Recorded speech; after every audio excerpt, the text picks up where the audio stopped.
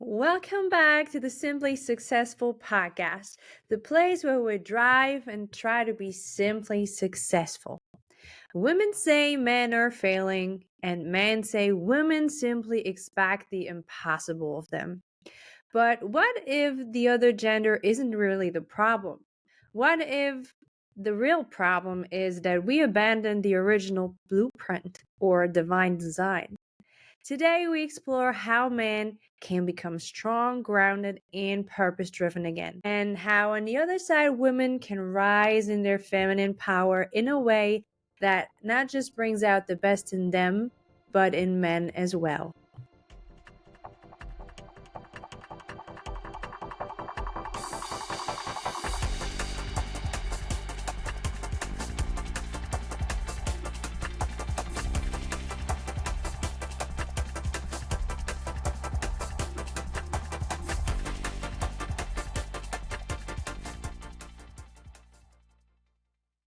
So, welcome, Adam. I am so excited to have you here today. And if there's people actually out there that don't know you yet, even though you're viral right now, please take some time, introduce yourself, tell us a little bit about your background and your tribe you just founded. Yeah, Seth, thanks for having me on the show. I know it's really late where you're at right now, and you've been working around my schedule, so I appreciate it. I'm excited for this conversation. And I just want to start off by saying how appreciative I am of your energy, and not just yours, but how, I'm a guy, I talk to guys about guy things that I think are important, lessons that I feel like I've learned the hard way. I try to share a lot of that stuff on social media, just, things that I think maybe will help another guy make more sense of his life and level up. And initially, when I started this movement, I didn't expect it to be viral, and I didn't expect to be, quote unquote, an influencer. I'm still trying to figure out what that means, and I'm still surprised people listen. Since I'm just like another guy. I just am sharing the journey. But most of my content is about just one man speaking to other men. And when I originally started it, I didn't have really any followers on social media, and hardly any female followers. Mostly just guys I work with, sales guys, some family members and stuff. And now about 40% of my following is women, which is just super encouraging to me. That there's so many women that are interested in the message of what guys are talking about. And they want to be a part of those conversations. And so much of the insight, so much of the conversations that go on in the comment sections, so much of my content that gets shared is shared by females. And I just think that's really important that we can start to come together as men and women and stop talking at each other or about each other and start having conversations together and having hard conversations. We don't always have to agree. That's totally fine. Nor do I think I've got to figure it out. I'm not some guru that's enlightened and has got all the answers. I'm just trying to share things, some wisdom that I've learned through kind of the hard knocks. And I've learned and evolved, which has been really one of the most rewarding things of this journey is that when I started this about 2.5 years ago, a lot of my opinions and a lot of my thoughts have evolved because of the conversations that I'm having with men and women. Like, I feel like I've learned a lot, like I'm getting different perspectives and paradigms. I can't tell you how many men and women come into my DMs and they're asking me questions or they're telling me about their journey, what's going on with their husband, what's going on with their wife, and asking for advice. It started off as just a way to try and share things with guys that I thought would help them, and now it's turned into something of a sacred calling. Like, I feel like this is one of the most important things that I do in my life is to try and have these conversations and try to share things that I believe are true and helpful and useful in a paradigm and a perspective that I think will elevate us. And it's controversial. A lot of the things that I say, I speak what I believe with conviction. But I think it's important that we have these conversations. I think it's important that we start talking to each other and opening up things that are kind of off limits in polite society. And so that's kind of where it started. I went through a divorce about 7 years ago, just totally eviscerated by it. It was the hardest thing I've ever gone through in my life. Gone through a lot of hard things in my life, like everybody does. I've gone through the natural phases, and that was the hardest thing that I've ever gone through. And when I was going through it, I had a number of my buddies or their buddies reaching out to me. What's it like, man? This is what my marriage is like. How are you traversing this? And guys asking me questions, and all of us kind of in the same boat. Like, we thought we were doing what was right. We're playing the playbook that we've been handed from family, from church, from society, culture, whatever. This is how it's supposed to be, and it's not working. and I wasn't looking for me. And that's why I was going through divorce. And I was really bitter about it for a while because I was like, I checked off all the boxes. I did all the things a good man is supposed to do or a good husband is supposed to do. Why didn't it work? Why did my marriage end after, 8.5 years of marriage? Why did it come to an end? And so I had to start rethinking everything that I'd been taught my life, everything that I wouldn't look at before. There was nothing sacred anymore, whether it was religious, family, whatever. It was all on the table, and I had to look at it. Does this work? Does this actually help me? No. Does this? And so much of the framework that I had been given just didn't work, and so I had to throw it out and rethink things and start living differently, executing differently. And now, it's 7 years after the divorce. I can say I'm the happiest I've ever been in my entire life. And I'm still on the journey. I don't feel like I've arrived at all. I've got a long ways to go, but I'm the happiest I've ever been and the healthiest I've ever been. And I'm in a very healthy relationship, a second marriage now. As we were talking about before we jumped on this call, I've got my second little one in my second marriage. I got 3 kids from my first marriage. And my wife and I now are having our second one this month, which we're just so excited about. And it's night and day difference from where I was at. And so that's what I started sharing. That was the reason for the message. It was just like, I'm learning a lot. I'm going to share it as imperfect as it is, and hopefully help somebody else. And if 2 people like it, great. That's awesome. It meant something to 2 people. But my 5th reel that I shared went to 2 million views. It just took off. And I was like, it turned really quickly from just something I thought might help a few guys to suddenly there was a lot of people following my content, a lot of people commenting on it. Not everybody agrees with me. Not everybody agrees with everything that I say, and that's okay. It shouldn't be that way. We should all have our unique perspectives and paradigms, and we should take what anybody says with with a grain of salt. Listen to it, see what wisdom is there, see if it resonates, if it works. If it doesn't, that's okay. But that's really what this message is all about. It's really about trying to elevate men and bring men and women back together again in a healthy way. I love that.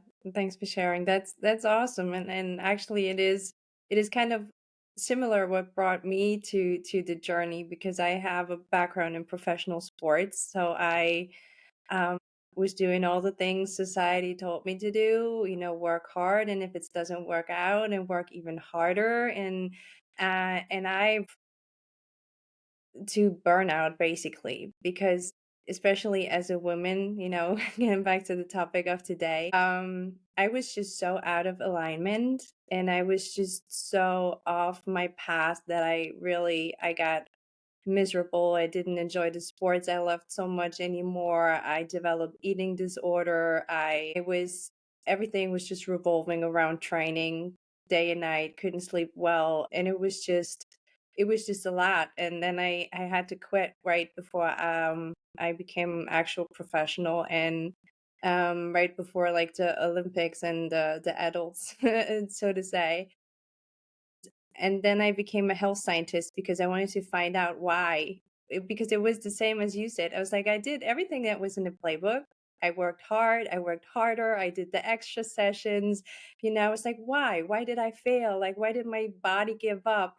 Why? Like, I didn't understand. So then I got into university and I became a health scientist and I studied and studied. And besides that, I was coaching in men's professional sports. And then all of a sudden I thought it was just me. Maybe it was me because I was a woman, I wasn't tough enough. And then I've seen it and I see all the struggles in men's professional sports, right? So I really started to study and with the purpose of understanding, and that's where then I dedicated somewhat that show to. I was like, I want to find out for both genders a way to success that is different because the old way doesn't work because just being in research, look at the studies, we're more miserable than ever before.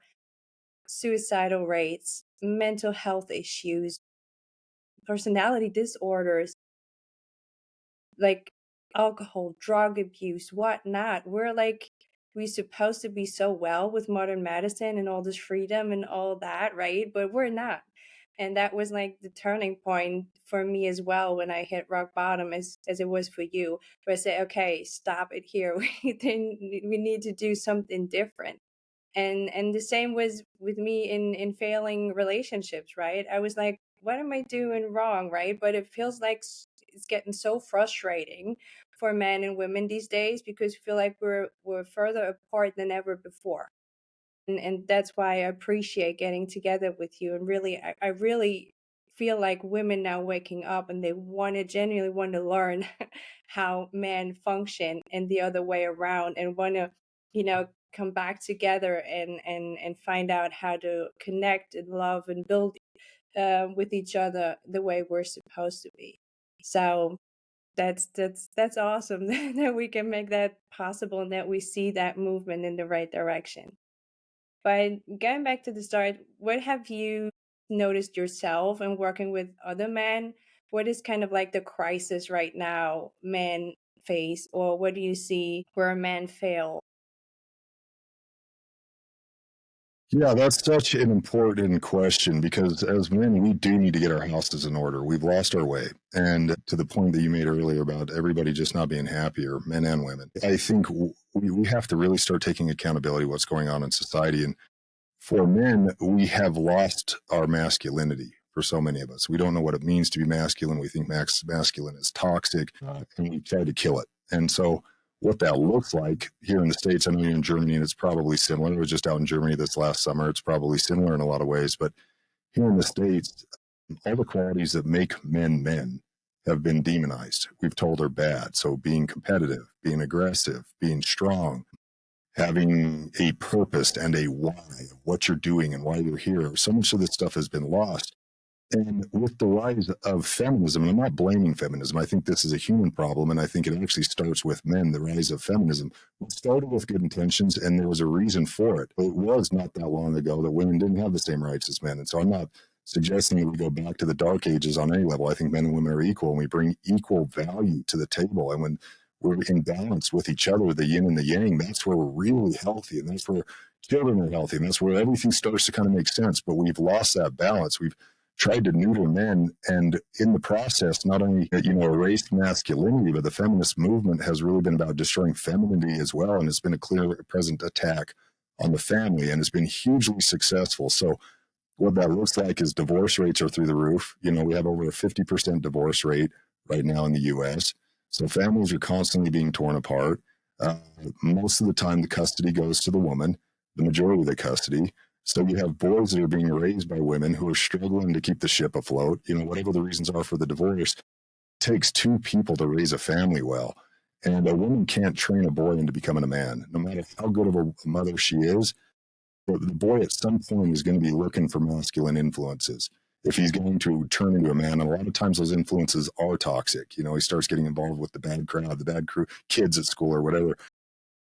But we have single mothers that are doing the majority of the raising of kids and boys. And even when there's a father in the home, because he's been essentially neutered by all of this toxic programming and messaging, a lot of times he takes more of a bystander role in the parenting. So the mother's still doing most of the parenting. He kind of is just a provider, like a glorified provider, and kind of shows up here and there, but they're not really invested in raising their children the right way. And then these boys, I'll speak of boys, it goes both ways, but I'll speak of boys, they go into a public school system, most of them, that are run by women. They have women teachers. 80% or 90% of our teachers in the US are females in elementary and middle school and high school. And they come out into their adulthood and they're not even men. They're just boys that can shave now.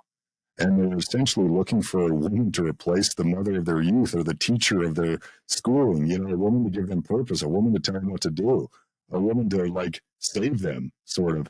And of course, this is a huge loss for women. Women aren't attracted to that on any level, no matter how much sometimes women will protest this. No woman's attracted to a man she can't respect, and she can't respect a man who's not leading. She's parenting him. It's her libido is dead. There's going to be no biological attraction. There's going to be no respect for this guy. And so it's a huge loss for everybody. And I think this is where we have to start. We got to start turning this around. We've got to stop trying to tell boys they're bad when they act like boys. We've got to start getting men to step up into that role as fathers and as husbands and to be leaders in that space. Men are called to be leaders. There's a reason why. Women are nurturers. And I'm not saying there's a spectrum on both sides of that. Again, I'm not saying one is more important than the other. But we have to get back to the things that have worked for us in the past, because what we're doing right now isn't working. And this starts fundamentally with the home, and that starts with the dynamic between men and women. Yeah, absolutely.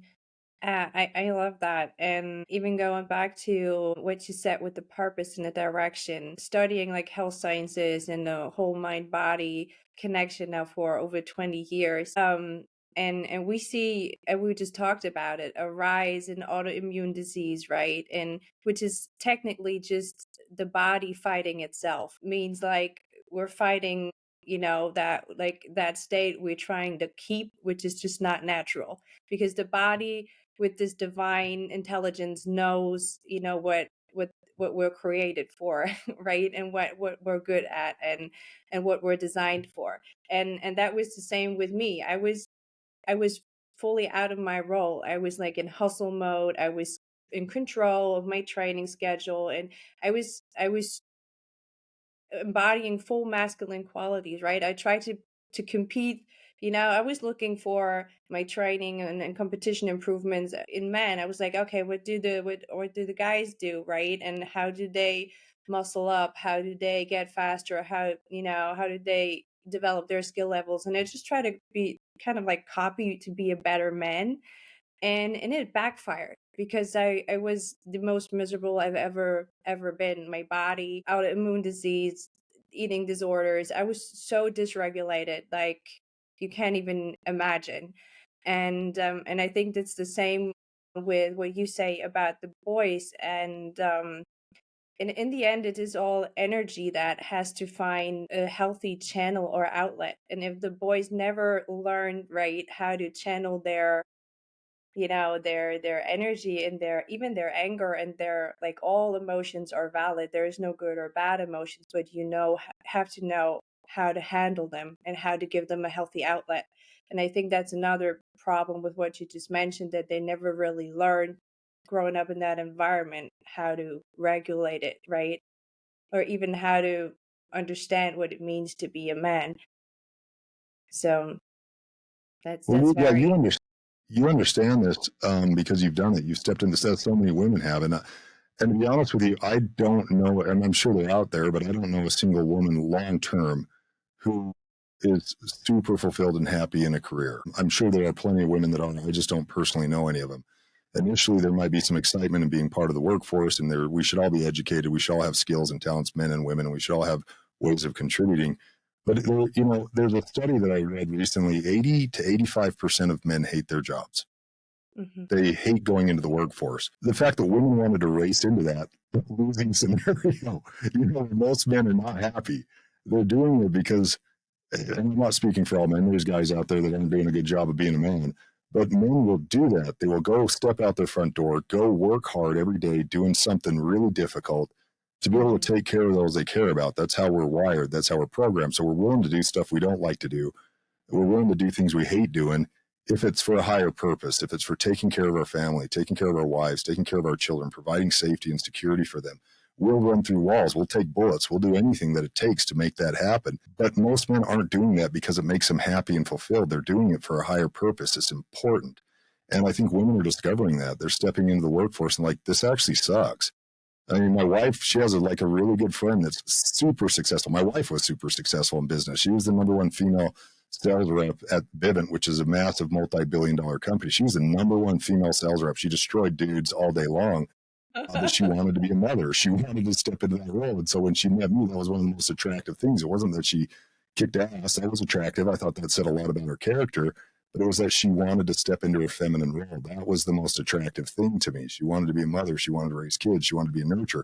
And I wanted to be able to provide that for her. So I'm willing to go out into this cutthroat world. I'm in business and do whatever it took to make sure she could have that type of energy.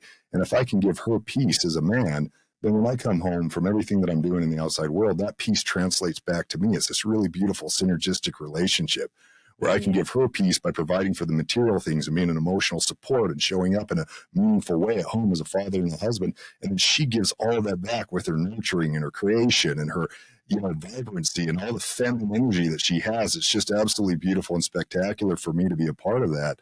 But I think women are starting to wake up to it. There's a lot of news out there where women are like, who thought it was a good idea for us to work? I'm going to find those women. I'm pissed. But we've created this society now where it's like, we've got so many women working that it's hard for them not to. We've created the cost of everything has increased. It's skyrocketed with both genders in the workforce. It makes it really hard to survive on one income. I'm not saying this is something easy, but I am saying this is the ideal, to get back to that, where a man is ready to go out and do what needs to be done to provide for the family, so that his woman, his wife, can take care of the home and take care of the family and the children, and then both come together in a meaningful way to help develop that. And it's just, when you have it, it's the greatest, healthiest energy you'll ever have in your life. This idea that men don't need women and women don't need men, and this whole thing is just absolute nonsense. That's really, I think, fundamentally where we're just off the rails and unhappy, where everybody's getting medicated, everybody's having mental illness. And you talked earlier about, autoimmune diseases or any other illness or injury for that matter. Yeah. We're made out of energy. Everything is energy that we go through in this. This isn't woo-woo. Every one of those cells is energy. And you have unhealthy energy in your head, your mind, your heart, you create unhealthy physical manifestations. It's just the natural occurrence. And when we're healthy, we have positive energy, we got peace, we got, unity. Then you create healthy manifestations in your body. And so, like, it affects everything. It affects the family, it affects society, it affects culture, it affects our very own health, that we are so disconnected from the way that God designed us to be. He designed us differently for a reason. And when we can embrace those differences and celebrate them, and we can see the beauty in the differences, and we can come together and complete each other, not compete with each other, then we're on the right track, and everything starts to like fall into place and make sense. And it's an absolutely beautiful thing. 100%. I couldn't say it any better. And that's what I love about the English language, because it says dis-ease, right? You like fallen out of ease, out of alignment. And that's what you said. Like with everything, it's dis-ease, it's out of alignment. And that's just perfect. But I know you've been a man of faith your entire life. I got introduced to faith later in life, so we already had an interesting conversation about that. But to wrap that up, if there's a man out there and saying, okay, I'll see all the points and I want to change, what would you say, like, what is kind of like the ancestral design a man should step into, and how can he even figure out that he's doing it right? So is there any signs, or is there anything you do when you say, like, embody certain qualities? Yeah, what I start with first, fundamentally, with men, because I do a lot of coaching now. We have a growing community, Doughboy. We officially launched it about 60 days ago, and we got 200 members now. 200 guys have joined the community, so it's growing really rapidly, and it's been an incredible thing to be a part of. We have really dynamic conversations every Sunday, and a lot of these things, the things you're asking right now, we talk about. And I think fundamentally, a man has to be spiritually healthy to get started. And what that looks like is a relationship with God. Now, I'm a Christian. I believe in Jesus Christ. I follow the teachings that Christ teaches in the four Gospels to the best of my ability, which is not to say that I'm perfect at it at all, but that's really what I strive for. That's the ideal version. How I see Christ live his life, his teachings, the way that he suffered, the way that he served, the way that he led, the way that he held boundaries, what he taught, the parables. Those are the things that have shaped my life the most. But it doesn't have to be that. I think a man has to think of the ideal. What is the best version of yourself? What is the superhero version of yourself that's out there? That's divinity right there. Now, we may project that in terms of God or Allah or Buddha or whatever else, but you got to come up with something divine. What is the divinity in you? The best possible thing that you can be. And a lot of times that doesn't start with you creating that yourself. You have to look at other guys down the road, other men that you want to be like. And then you can say, okay, what are they doing? Because the reality is that they're doing something different. We get too hung up on the starting point, like what cards I got dealt, what cards I didn't get dealt. I didn't have a dad, or my mom was horrible to me, or I was poor, or whatever that looks like. We have so many excuses for why we don't level up. But the reality is the difference between you and another man out there, speaking to men, is that man who's further down the road is spending his time differently. He's doing different things than you. He's acting differently. He doesn't come home and sit on the couch and watch Netflix. He's doing something else. And so if you can start to find mentors, you don't even have to have them in your immediate proximity. These can be people you follow on social media or podcasts you listen to or books that you read. Figure out what they're doing. Surround yourself with as much of that influence as you possibly can. And you're going to have these ideas of what you want to be, and that'll evolve and change. You don't have to have it figured out. You need a plan, but no plan is going to be perfect. So start figuring a framework of what is the ideal version of myself. Vision that in your head every single morning. Like, what does that guy look like? What is he doing? What kind of energy does he have? How is he acting in the morning? How is he acting in the day, at night? What kind of life is he living? And then you start making small changes to emulate that. And what happens is it just naturally happens. It's like a force of gravity. What you focus on, you will naturally be drawn to. So if you can keep the focus of the better version of yourself in your head, again, that might be another guy that you're looking at. Some of the most important mentors in my life I've never met. They don't even know who I am. It's authors that I read. It's podcasters that I listen to that mean something to me, that they're teaching me something. I try to surround myself with that as much as possible because that energy naturally starts to rub off on me. And then I start to see things they're doing and epiphanies are going off in my head. And then tomorrow or today, I'm executing a little bit different than I did yesterday. And it may not seem that meaningful in the short period of time. In a couple of weeks, nothing changes. In a couple of months, nothing changes. But suddenly a year goes past, and you're like, well, I've come a long way. And then like, 5 years pass, and you're like, suddenly like, I'm a totally different person. I don't even, that kid back there at the starting point of this journey of getting my shit together, he's a different character. I don't even relate to much of who he was. And you give yourself longer runway, and suddenly you're living this vibrant, amazing life. But it really starts with defining what your purpose is as a man. And every man has the same primary purpose in this life. It's the same thing for every single man out there. You have to be, and this goes for women too. Your primary purpose is to be the best, most healthy, vibrant, authentic version of yourself. That's it. The most powerful person that you can become. This is something like a video game that we're going through life. And the only way to make sense of it, the only way to have a healthy life is through progression. The only way you progress is with adversity. So life is this world of entropy. It's going to hit you. It's going to throw things at you. Nothing's going to work perfect. That's by divine design. It's supposed to be that way because it's only through adversity and resistance that we start to develop and learn. And so you got to step into this world. You got to start thinking life isn't happening to me. It's happening for me. Everything's an opportunity to learn from. Everything is a teaching moment. I'm not a victim of anything. And the only way I can be a victim is if I label myself as a victim. I'm not going to be a victim anymore. I'm going to learn. I'm going to learn the suffering. I'm going to develop. And you have this purpose of being the best version of yourself. Because until you are a good man, until you are good at being who you are, you'll never be good at anything else. You'll never be good as a husband, as a father, as a friend, as anything in this life until you first really conquer yourself and learn who you are. Start to take accountability for your thoughts, and then your thoughts, start to take accountability for your emotions, and your emotions take accountability for actions. Your actions create your reality, and so this trickle down effect. But it's learning. How do I think? Why do I think this way? How does somebody else think? Who am I? You start processing this stuff. You start changing your emotional state, your energy, and then your entire world starts to change. So it's not complex. It's not easy. I'm not saying it's easy, but it's not complex.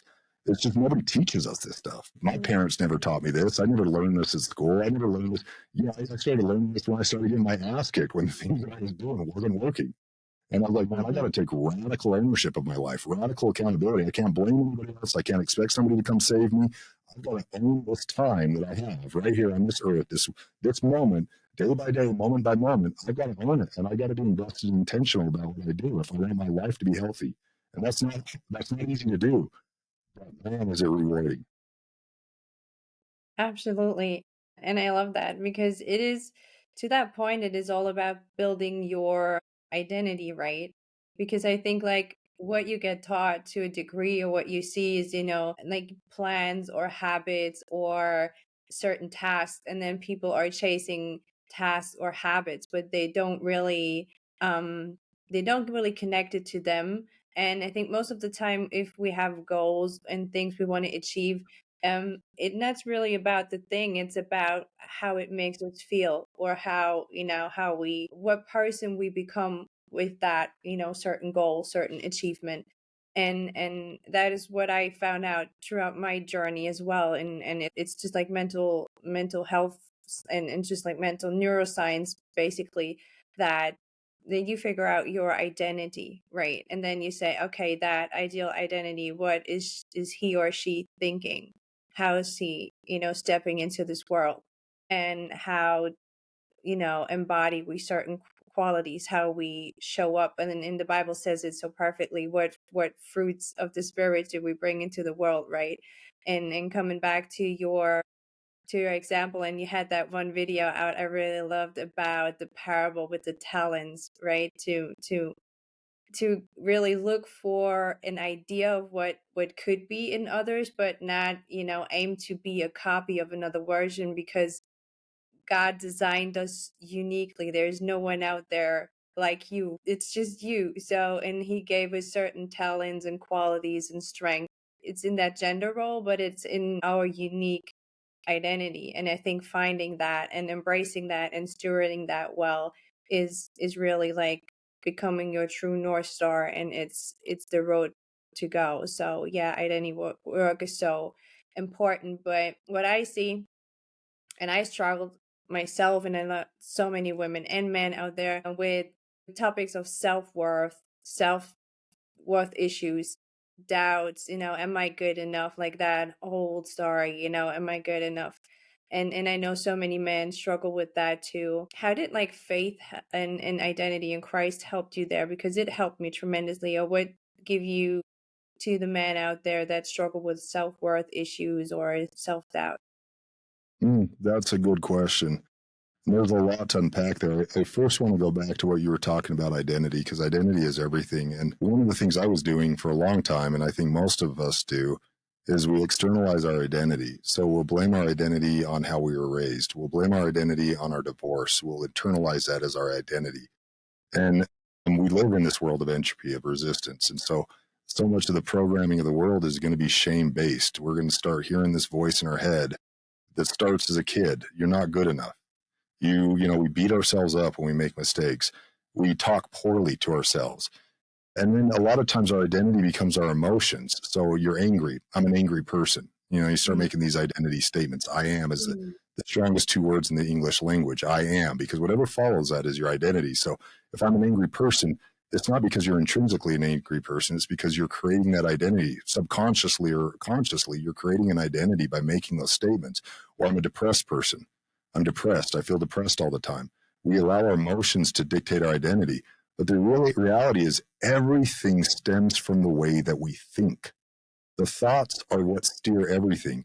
And we have thousands and thousands and thousands of thoughts every day. The majority of those thoughts, 90% of them or 95% of them are subconscious. They're just in the programming. They're in all of the stuff that's been pushed into us from our youth, the things that we've watched, the people we've been surrounded, how we were raised. It's created this programming mechanism. We're operating in biological technology. When we start to understand our bodies is very much like a computer. What you put into your head is how you're going to operate. And you start taking some ownership of that. You start changing what you feed your brain. You start changing the way you think. You start thinking about thinking. Why do I think this way? And one thing that's really interesting about emotions, I've just really come to appreciate this truth. Every emotion that we experience is honest. We're conditioned a lot to resist our emotions or to ignore them or to not care about them. The reality is every single emotion is honest. The emotion is the check engine light on the car that's telling you something's going on underneath the hood, your thoughts. And if you can sit with that emotion, not resist it, not fight it, not wish it away, but instead sit with it. Why am I feeling depressed right now? Where's that coming from? And you got to do some work in this, because so much of it's going to be subconscious. You kind of start peeling back the surface layers in your head, and you're like, man, I feel depressed because I don't feel like I'm good enough. Or I feel depressed because my life isn't where I want it to be. Or I'm depressed because I went through a divorce and my life got ripped apart. Or whatever it is, you sit with that. And then you can start to challenge that thought. You can be like, well, is that a true thought?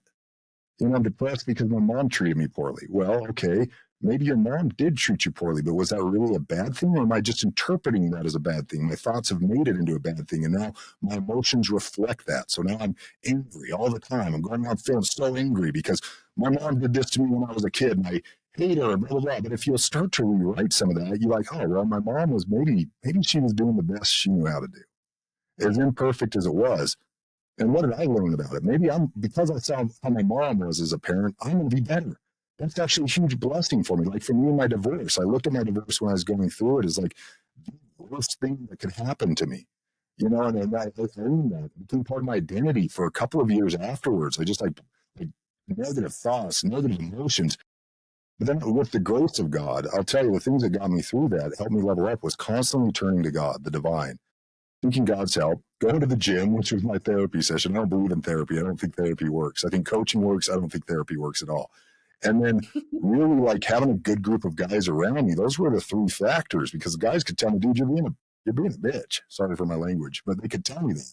Man, why are you thinking like that? I could hear that from my buddies and be like, yeah, why am I thinking that way? And I'd go talk to God and I'd have inspiration, epiphany come to me like, hey, man, maybe that wasn't as bad as I thought it was. And suddenly I started rewriting that script in my head that like my divorce didn't happen to me, it happened for me. Like this was something that had to happen in the process of development and growth.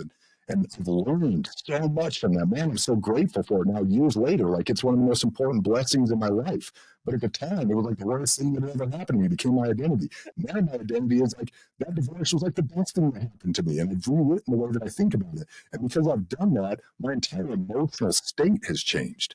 Like my energy has changed. I'm healthier than I've ever been, mentally, emotionally, physically. Like everything in my life is working out. And of course, there's hiccups. You get curveballs. Hard things happen. Tough things happen. It's going to happen. There's things I can't control. They're going to happen. But instead of letting those things become this negative identity, use that as fuel to develop and go, what can I learn from this? Every single thing that's happening in this life is a learning opportunity. And I really believe God is micromanaging our lives. He's micromanaging them, not in a negative sense, but that every single thing that is happening is an important, vital opportunity for us to learn something about ourselves and learn something about how this world works, and a way for us to level up. So we can get our own heads, and it starts with how you talk to yourself. You got to start talking to yourself like you're somebody you like. You know, you got to start saying things to yourself that's positive. Shame is like, I think, the pandemic that none of us talk about in this world. We're all riddled with shame. And we think that shame is good for us because somehow it keeps us humble. And if I just shame myself enough, if I just proverbially flog myself enough, then I'll change. If I can just beat myself up enough and tell myself there's something like good in that, there's something that is redeeming, making myself feel like crap, or there's something, it's not healthy. Shame cements us into behavior. It does the opposite because it creates this identity that I'm bad. And then how are you possibly going to change anything in your life if your identity about yourself is that you are a bad person? That's one of the things that I loved about Jesus. I just reading the stories, he meets that woman at the well, and she's committed one of the most heinous sins according to our religion. She was caught in adultery, and she says it to him. And he says, she's brought before him. Right? The Jews bring this woman to him and say, hey, Moses taught us we were supposed to stone her. What do you say? And he says, this iconic, famous line, he without sin cast the first stone. And then they're all embarrassed because nobody's without sin, so they kind of wandered off. And then he starts talking to her. He says, well, those that accuse thee, and she's like, they're gone. And he says, you know what? I don't condemn you for this. There's no shame in this. You had a human experience. Learn from this. Go get better. He doesn't tell her to stay the same. He doesn't tell her to go commit adultery. He says, go be better. Go be healthier. Go live an authentic, healthy, honest life. Go level up. They're not shaming you. You're divine. You have worth. Even if you commit adultery, that doesn't change anything about how I feel about you. Like you're a human having a human experience. And we can have that grace with ourselves. That doesn't mean we're not supposed to learn. I'm not saying this is a get out of jail free card to just act poorly. The opposite. This is what inspires change when we start to see ourselves as intrinsically good.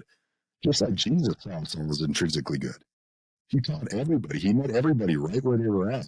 And so that's something I have tried to receive from God, and it's benefited my life more than I can possibly state on a podcast. I can't even articulate it, that God loves me. Even though I'm doing stupid things, which I do all the time, God isn't shaming me. He's just like, son, go do better. Okay, you're talking, you did this wrong. Son, go level up. Good. That's good. You recognize that. Now go be a better person. Get rid of the shame. I'm trying to do that with what I do with coaching and what I do on social media. Try to meet people where they're at. Try to love people where they're at. Try to have patience and understanding where they're at. Try to do that for the people in my past, for my ex-wife, for people that have wronged me in the past in business or whatever. Try to meet them right where they're at. Okay, you're having a human experience too. You're not perfect. I learned a lot from you. It taught me a lot of things to be grown from. I'm grateful for you, even though it hurt when it happened, whatever you did. It was a good thing for me to not only have the grace for myself. Like, yes, it's okay to be a human. Yes, it's okay to make mistakes. Yes, it's okay to really screw up sometimes. That's part of the human experience. What's not okay is to sit down and feel sorry for yourself, to sit down and beat yourself up and tell yourself you're bad. You got to love yourself. You got to give grace for have grace for yourself, and you got to have grace for other people. Amen. And that's something foundationally that I have learned as I've drawn closer to God, that there is no shame in God. If you turn to the real God, not the religious ones, I think religion sometimes gets it wrong. I'm relatively religious. I go to church, but I think there's a lot of shame in religion. It's like a lot of worthiness, whether you're worthy or not of God's love or whatever else. We have this whole theology in Christianity of the fall, that we're lost and fallen, pathetic creatures. I'm like, I have a fifth kid on the way. None of my kids are bad. They make mistakes all the time. I love them regardless. Doesn't matter. There's no shame in how I parent. There's consequences. You gotta Yeah. have consequences. Like there has to be structures. Like, yes, you screwed up. This is the consequence. You know what the consequence is? The consequence is not going to, you gotta take your medicine. And it's gonna happen. But I'm gonna do it out of love. I'm gonna do it because I need you to learn that this behavior is not healthy for you. It's not healthy for our family. You've got to change this. You got to work on Mm. this. You got to love up. But I love you and you are intrinsically valuable to me. And there's no shame. And the closer that I've come to God, the closer my relationship with him is connected, the less and less there's any shame in my life. And that has made probably the most profound difference in my ability to level up and grow and develop as a man. I couldn't agree more because that is the same for me. I mean, I'm not quite there yet. I just started that journey, but it was exactly that. And for women, like there's so many situations where we just like feel like shame is such a overwhelming umbrella. Like it is crazy. And even what you said earlier, even being a highly educated woman, someone that built something for herself, I really am so happy that more and more women are brave enough and not ashamed enough to say, like people say to me all the time, like, "Oh, how you rocking this?" Like, traveling back and forth between the US and Germany and working there and having the podcast and having your business and taking care of family and charity works and like you're so strong. And I'm like, and also am I so tired of doing this? Right? And there's like, yeah, but what? Like you're successful in this and that, and I really love my job, but do I love working so much because I have to at times? No. It is, and I was like, I'm not ashamed anymore to say that I am tired of, doing it all myself and doing it 60-hour work week, whatever. I'm tired. I'm really, like you said, I just want to have that co-creation. I want to have that safe space where I can just be me, where I can soften finally.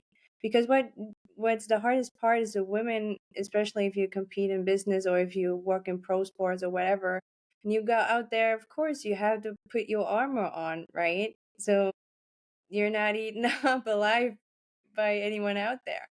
But that's tough. That's a tough armor to wear. And sometimes you just want to get home and be soft, be in your divine state and be feminine. And so I really love that more and more women are brave enough to say that and say that because it was like all the time that gold digger thing, right? So, oh, she doesn't want to work. She just want to have a man to provide because she's lazy, but that's not the fact. Like really we crave that too, that we want to go back to co-creating and finding that healthy balance, which you just said.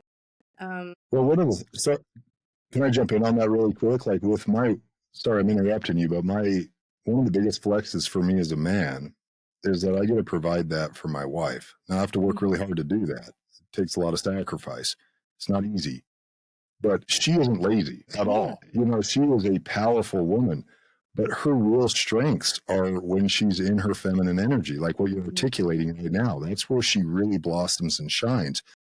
But I wanted to ask you a question, if it's okay. Like, what is it that you feel like is keeping you from being happy right now? Me from being Because it sounds like happy. you're struggling. Yeah, it sounds like you're struggling with shame and some elements of that. And like, we don't have to go in this direction if you don't want to. I'm just curious if you were to say, what is it that's like right now? Like, this is the thing that's keeping me from being fulfilled or keeping me from being happy.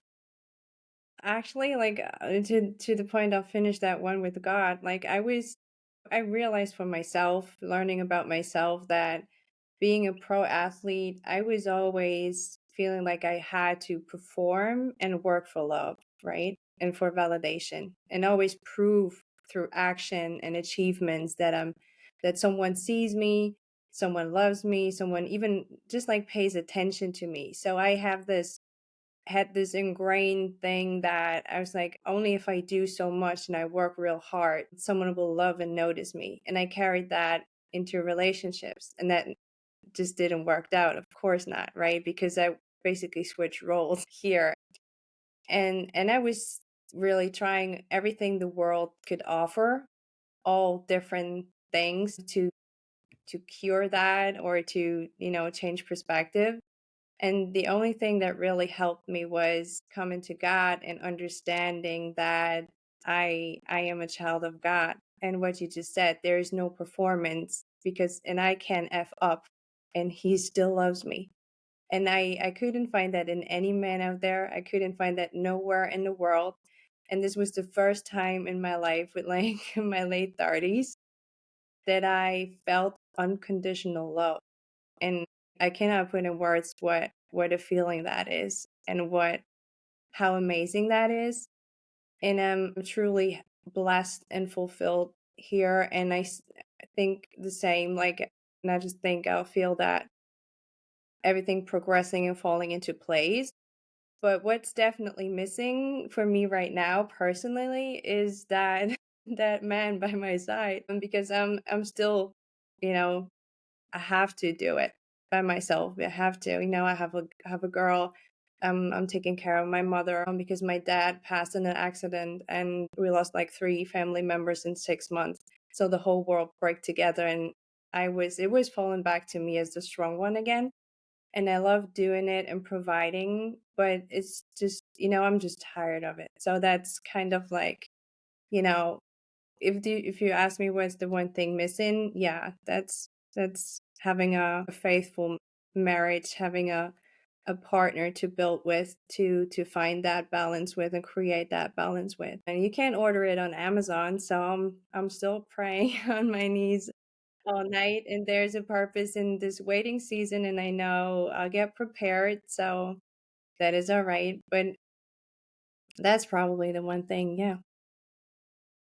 So the one thing right now, so you said a lot in there. That was beautiful, and I'm really grateful that you shared that. You've gone through some really hard things in life, and you're in a hard stage right now. You're taking care of a lot of people. You have to step into this role of being able to provide for people that are on your watch, and the desire to have a partner with you in that is healthy. We should all have that desire to unify ourselves with somebody else to share this journey with. But there's so much you told me in there about your story. Do you see yourself as powerful? I mean, other people do. You hear that, but it sounded like when you were talking a little bit before that about that, there was a sense of lack of power, lack of worthiness, like you're not there yet, and you're getting there, you're working. I'm getting there, but I'll be fully vulnerable and honest. Like most of my life, I like plastered my walls with like a master's degree, this, that, and I just have that paper, and then people were like, "Oh yeah, you did it with honors, and you did this, and you did that," and I'm like, "Yeah," and I'm holding that paper, and it does nothing to me.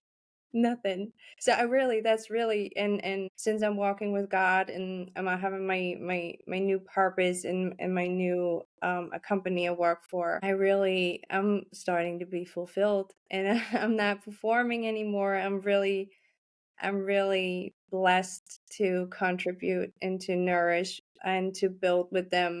And I have a great team and I have a great boss that is a Christian and that is taking good care of me in that ways that he, takes care of the paychecks and everything, of course, and so I blossom here. So I can really be in my feminine, I can create, and I love that. And that's for the first time in forever that I don't feel like I have to perform or I have to achieve, but I can just be me and steward and bring what God has given me into the world. And just I just love it. Well, I love all that, everything that you said. I mean, as far as I can tell, you're on the right journey, whatever that's worth. And in the short time that I've known you in our conversations, I've been very impressed with who you are. That I can see why other people are. I can see why other people who see you for what you're accomplishing, what you're doing, the responsibilities you're taking on are super impressed with you. And I think the more that you can lean into the fact that you are powerful, you are doing amazing things as hard as it is. It's hard. Life is hard. And you're in a really hard position. I salute you. But you are a powerful person.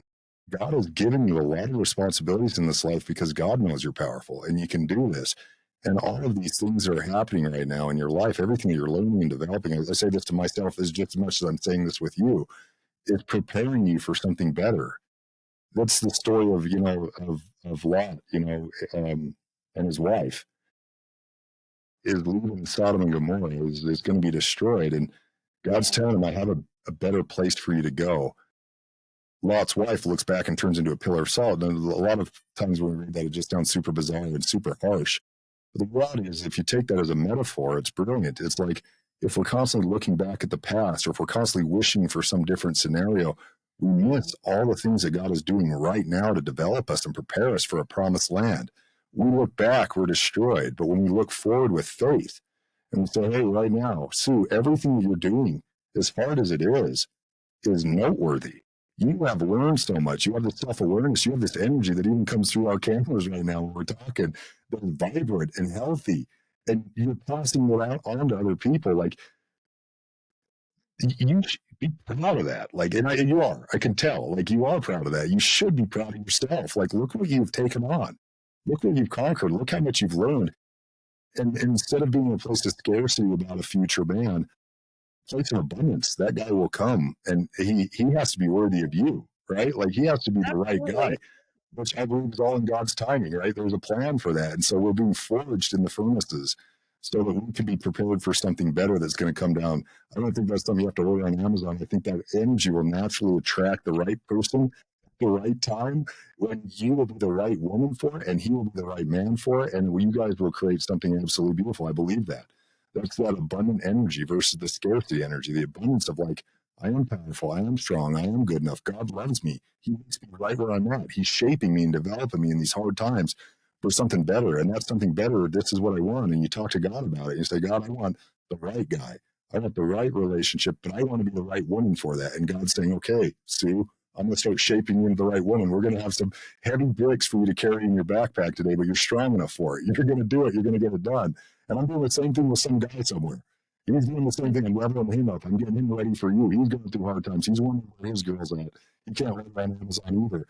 I don't know. The more that I think and feel that positive energy in my own life, the more it manifests. The more I see other people do that, the more it manifests. And you manifest a very, very healthy, good energy. No, I appreciate that. It's amazing. Yeah, it is what you say. Like, and now I'm in that mindset, and I was there when you probably was there going through the divorce too, saying, why me, right? But and people now come to me, like CEOs, CFOs, saying, oh my gosh, like, Sue, what's going on with me? I feel like I'm in a midlife crisis or something. I feel like nothing makes sense anymore. Everything crumbles down, and I'm like, yeah, congratulations. It's gonna go out and drink. I don't drink, but and they would look at me like, what? I was like, that's perfect, because now everything old that was never meant is crumbling down. So now you can build something you actually want to build. So that's awesome. That's like your second new life, because I think that's what midlife crisis kind of is. People realizing that all that layers of yeah, of what other people just put on them, right? On expectations and the parents and how to live and what job to choose and what partner to choose and all that stuff. And then you have that breaking point where everything crumbles down and you're like, my life's falling apart. I'm like, good. Now it's finally yours to build, right? So Amen. I'm looking at it this way now, and I'm grateful. So but yeah, at the same time, coming back to that, I'm not, like, not from a scarcity point, but really just like wish for a partner. And I think it's a healthy thing to do. And even that, saying that, you have no idea how many women out there, and then even men, say like, oh yeah, like, you don't need a man, right? So like, oh yeah, you can pretty well provide for yourself. And it's like, that's not about that. Like, what? Right? And we have to go back from this, like, independence thing to being interdependent and co-creating. And but maybe to sum it up, so what would you say would make men great again at one hand? I mean, you talked a lot about it, but to make men great again is about men finding who they are. I talk a lot about authenticity. Authenticity is the highest vibrational frequency somebody can admit. It's either even higher than what we describe as love, like 40 Mm, times higher than love. And I think the reason why that is because authenticity is the purest form of love. It's actually love. When you are authentic, it means you accept yourself. You're no longer hiding behind masks. You're no longer putting on a performance. You're no longer living your life according to somebody else's expectations. What you think and what you feel aligns with what you say and do. And that's the highest form of self-love. So authenticity is the highest form of love. And that's another side of that coin is acceptance. That's the highest form of love that you can show somebody else, is to love them just as they are without any expectations of them being any different. It doesn't even you need to be in their proximity. People do stupid things. They hurt us. We can learn from that. We can separate ourselves. But that go into life loving yourself without expectations, and then loving, that's authenticity, and then loving other people without expectations. That's the highest state that we can live in. And so my goal to make men great again is to help them see who they are, see what their value is, see how powerful they are, and to start to love themselves. Like, learn to love yourself, learn to say nice things to yourself, good things, positive, be constructive. Yes, I screw up. When I screw up, I'm like, man, I screwed up. I own it. I don't try to sugarcoat it. Like, I really screwed that up. And I do that all the time. I really screwed that up. But that's okay. I'm going to learn from it. Like, I had an experience a number of years ago when I was going through divorce. I've shared this a couple of times. I even think I did a podcast and posted on my page a while back. But I was taking my son to school. I was in the middle of like the heaviest time of going through the divorce, and I had the kids, and we were living in my grandma's one bedroom attic kind of little room. I had 3 kids. I was trying to get them to school, get them breakfast, get them up in the morning, take them, to do all the things they need to do while building business with my partners and working and just feeling, just redlining all the time, and in a place of shame and like, why is this happening to me? Like, resisting it, fighting it, feeling sorry for myself. And I was taking my son to school, and he said something that just set me off, and I unloaded on him. I was like really kind of mean to him, which is not my normal nature, but I was. I just unloaded on him all this frustration. And I saw my son go into school. I dropped him off, and his shoulders were slumped, and it just immediately, all the shame started coming in. Oh, I'm the worst dad on the planet. I'm the worst human being. I'm pathetic. I'm going to have the worst day now. I can't believe I did this to my son. My son is even worse. My son's going to have a horrible day today. I just passed that on to him. Like, just this shame. And this voice, I've heard God speak to me a number of times.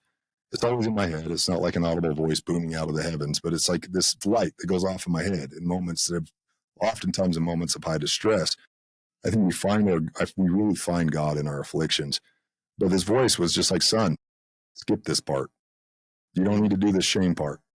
And it was so powerful. Every time I tell a story, That's fine. I get emotional. It was so powerful, I had to pull over. So I was going to work, and I had to pull over, and I sat there in that space for a minute. I said, what? And God, again, the voice came right back in my head, said, son, you can just skip this part. We don't need to do this whole shame thing, son. I love you. What can you learn from this? And I sat there for a long time. What can I learn from this? And so, I had to force myself not to feel the shame. I had to physically, just force myself to focus on work that day, to do the things I need to do, not let myself beat myself up, which was what I would normally do all day long for days about it. Instead, I really just I'm not going to feel that way. I'm not going to feel that way. I'm going to keep focusing on you today, God. I'm going to keep focusing on what you just told me. I'm going to keep remembering, just skip this part. And it was just get to the learning, get to being better. And so when I came back to pick up my son from school, I had this sit down conversation with him, and I just apologized, son. I shouldn't have done that. It wasn't your fault. This is where I'm at, and this is why I did it. And it's not an excuse, but this is where it was coming from. I love you, and I'm sorry I gave this to you for today. And then I took him to go to his favorite activity, and I took him to go get his favorite treat, and we had this beautiful experience together. And I've never done it again. I told my son I will never talk to you like that again, and I never have.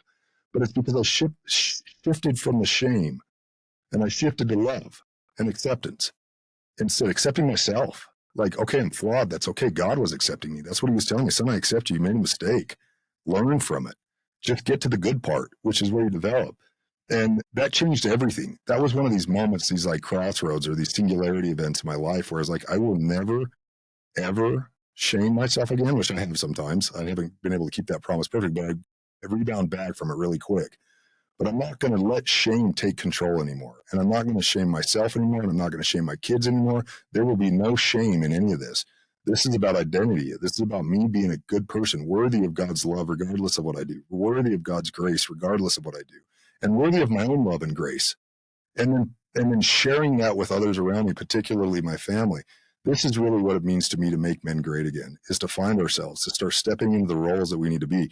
There's two sides of this coin. You have to learn to love yourself right where you're at. To me, this is what spirituality means. People have a lot of different identifications for what spirituality is, and we talk about spirituality all the time. But to me, real spirituality is when you learn to love yourself and have grace for yourself. And then you also know that you don't want to stay where you're at. You want to continue to improve and grow. That's the other side of the coin. So it's loving yourself and meeting yourself right where you're at, gassing yourself up, being your biggest cheerleader. I love you, man. I love you, man. I say this stuff in my head all the time. Man, I love you, dude. I saw you screw up. I saw you messed up. I know what you meant to do. You did it wrong. That's okay to admit it. But let's get to the part where we learn. Let's get to the part where we develop. I want to be better next time this happens. I want to execute better. And that's what spirituality means to me, is loving yourself enough to meet yourself right where you're at, and loving yourself enough to improve and get better and learn. Amen. Well, that was so powerful. Thank you so much for sharing that. And I think that is a fundamental for us women too. Boy, oh boy, do we struggle with loving ourselves. I mean, because every other year there's a new beauty ideal. You know, one year it's the super skinny, whatnot, size 0. The other year it's a what is that old surgery thing? BBL, huge butts, and I don't know, right? It's like, oh boy, like this is a thing for us too. And I think it's just so powerful, like being authentic and learning to love yourself. And as I said, nothing in the world could could help me with that as it did, like finding my identity in Christ. And what you just said, exactly that, and having those encounters myself, being rock bottom, and not giving up because there was something else like pulling me up. It says like, rise, because I have plans for you to prosper, not to harm you. And that is so fundamental. So thank you so much for sharing. I want to really close that today with like how women can inspire this movement, because I think we're all frustrated and tired of this battle between the genders, and we're frustrated about where we at right now as men and women. So we tried the criticizing, we tried the nagging, we found out nothing worked. And there's a great book out there from Alison Armstrong that's the Queen Code. I highly recommend for all the queens out there to read. And then she says like something like, oh, I don't know what's wrong with men. They all start off like Prince Charming in the beginning. They're all so great and bringing flowers and this and that. And a couple months down there, they're turning into like sluggish, beer drinking, couch potatoes somewhat. And then she said, like, yeah, that's because you're a frog farmer. Like you have done anything to turn a prince into a frog, and not the other way around. What can you recommend us to not do this anymore? What can women do, and how can we show up to inspire you men to become your best version? You just hit out the nail on the head. The frog farmer. I'm gonna have to keep that in my mind now. That was store that in the memory bank. That's so spot on. We can't shame ourselves into being better, and we certainly can't shame other people into being better. It's not how it works. My first marriage was a lot of criticism. It was a lot of just negativity, a lot of criticism. And my second marriage is the opposite. My wife treats me so well. She treats me better than I deserve. And she makes me into a prince. She makes me into a king, because she'll say she believes in me. Even when I'm far from perfect, I believe in you. And she'll find things about me to compliment. She'll find things nice to say about me. And when she does that, that becomes my identity. When she compliments me on something, hey, I really appreciated how you did this. Guess what? Guess what I'm doing tomorrow? Guess what I'm doing? I'm doing the same thing. But that's what I needed to hear. Like, she said something nice. It turned me into like a better person. My identity is now positive. You criticize somebody, you're giving them an identity that's bad. They're not going to change. They're going to get worse. So if we can learn to do this as men and women, this goes both ways. to see each other. It's okay to be imperfect, to have that acceptance, that true love of meeting somebody where they're at without any expectations. But then the other side of that coin is treating them like they're already better than they are, like talking to them like they're amazing. And you're proud of them and you're grateful both ways, men to women and women to men, seeing each other, celebrating the wins together, and focusing on what's good in each other and casting a vision for the better person that we can be. That's what really moves and motivates change. And that's what really brings harmony into a relationship. And so, going back to what we talked about at the beginning, that's one of the things that's given me a lot of hope for the future is that there are so many women that are ready for this. I'm a guy, so think as a guy. I talk to guys. I'm not a woman. I don't think like women. I don't talk to women most of the time. I talk to men, but to see how many women have showed up to celebrate the messaging, to put in the comment section positive things. There's a lot that's negative. There's a lot of women that are hurt. There's a lot of men that are hurt that show up in my comments. No, this is wrong. Women are bad. They're stupid. Or no, men are all bad. When men don't show up, they're so pathetic. The dating world sucks. There's still those women trapped in that space, a lot of them.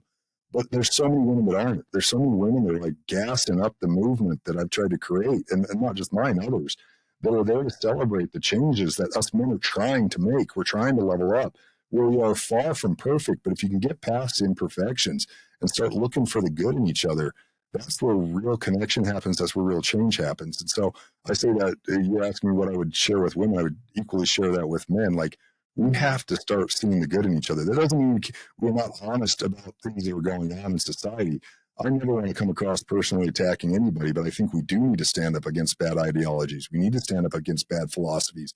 We need to speak boldly against those things, but that's not against the individual. That's against toxic ways of thinking. That's against toxic mentalities. We have to speak up against it. We have to reconcile ourselves with this stuff and change it. But when we meet with each other individually, person to person, or in social media spaces and conversations, we need to always be trying to love each other, always find acceptance with each other, and always trying to find the good in each other. Absolutely. Yeah, and I think that that comes back to our ancestral roles, right?